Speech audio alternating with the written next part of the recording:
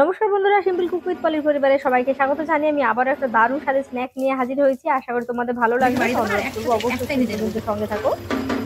প্রিয় দর্শক বন্ধুরা, দেখতে পাচ্ছ আমার হাতে রয়েছে 1 প্লেট পকোড়া। তবে সন্ধ্যেবেলা এটা স্ন্যাক্স হিসেবে ছোট বড় যে কেউ হামলে পড়তে পারে, তো তোমাদের এটা নিশ্চিত ভাবে গ্যারান্টি দিচ্ছি। এটা বানিয়েছি আমি সম্পূর্ণ নিরামিষ। তো চলো, এটা বানিয়েছি আমি চিজ ব্রেড পকোড়া, সম্পূর্ণ নিরামিষ আর খেতে কিন্তু দুর্দান্ত হয়। কিভাবে বানিয়েছি এর জন্য তোমাদের শেষ পর্যন্ত সঙ্গে থাকতে হবে। চলো, এর জন্য কি কি নিয়েছি চলো দেখে নাও আজকের রেসিপি। এর জন্য আমি হাফ পাউন্ড ব্রেড নিয়েছি, অবশ্যই তোমাদের প্রয়োজন মতো তোমরা নিতে পারবে। তো এখানে দেখো ব্রেডের যে এগুলো স্লাইস গুলো সেগুলো খুব একটা বেশি বড় নেই, মানে মোটা নেই। আর এখানে নিচে সেদ্ধ করা 4টে আলু, মানে ওজনে 200 গ্রাম রয়েছে। তো আলুগুলোর খোসাটা ছাড়িয়ে নিচ্ছি। আর এখানে নেব মোজারেলা চিজ। চিজটাকে ভালো করে গ্রেট করে নেব। আমি এখানে মোটা দিকটা যেটা রয়েছে সেই দিক থেকে কিন্তু এটা ভালো করে কুড়িয়ে নিচ্ছি। তারপর কোরানো হয়ে গেলে চলে যাব সেদ্ধ করে আলুটা মেখে নেব। চলো, কোরানো হয়ে গেছে, আলুটাকে এবার ভালো করে মেখে নিচ্ছি। তাহলে কিন্তু গ্রেটার দিয়ে এটাকে করে নিতে পারো, তাতে কোনো সমস্যা নেই। এবার খুব ভালো করে আলুটাকে মেখে নিতে হবে। তারপর এখানে দিয়ে দেবো হাফ চামচ লবণ বা স্বাদ মতো লবণ। তারপর দিয়ে দেবো ধনে গুঁড়ো, জিরে গুঁড়ো। এখানে জিরে গুঁড়ো দিয়েছি চা চামচের 3 ভাগের 1 ভাগ। আর দিয়েছি সামান্য গরম মশলা, দিয়েছি লঙ্কা কুচি দুটো, আর দিয়েছি এখানে গোলমরিচ গুঁড়ো। আর এখানে জিরে আর ধনেটা দিয়েছি ভাজা, আর কিছুটা পরিমাণ এখানে দিয়ে দিলাম ধনেপাতা কুচি। তারপর খুব ভালো করে এটাকে মিশিয়ে নিতে হবে। ভালো করে মেশানো হয়ে গেলে এখানে এটাকে সাইডে সরিয়ে রেখে দিচ্ছি। ব্যাস, এখানে আর কিছু দিচ্ছি না।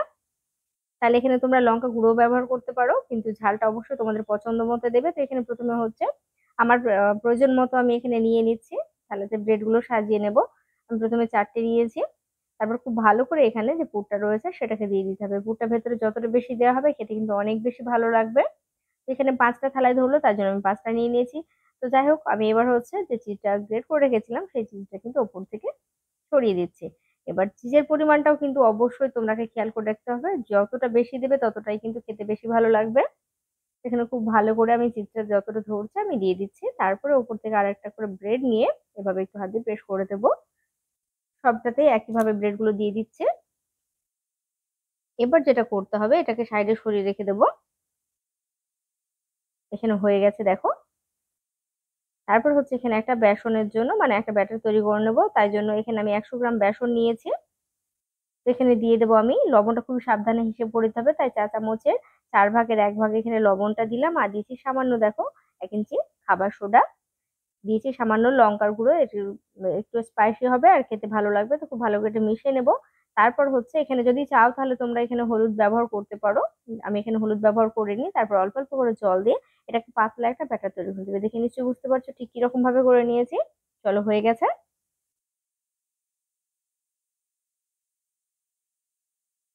কড়াই দিয়ে দিচ্ছি আমি রিফাইন অয়েল। একটু বেশি করে তেলটা লাগবে, তাই জন্য আমি একটু তেলটা বেশিই দিলাম। তারপরে দেখো এভাবে ব্রেডটাকে ধরে নিয়ে খুব ভালো করে কিন্তু এখানে একটু ডিপ করে নিয়ে এবার যে এক্সট্রা বেসনটা থাকবে সেটাকে একটু ভালো করে ঝরিয়ে নিতে হবে। এই দেখো, এটা খেয়াল রাখতে হবে ঘনত্বটা কিন্তু খুব একটা বেশি নেই।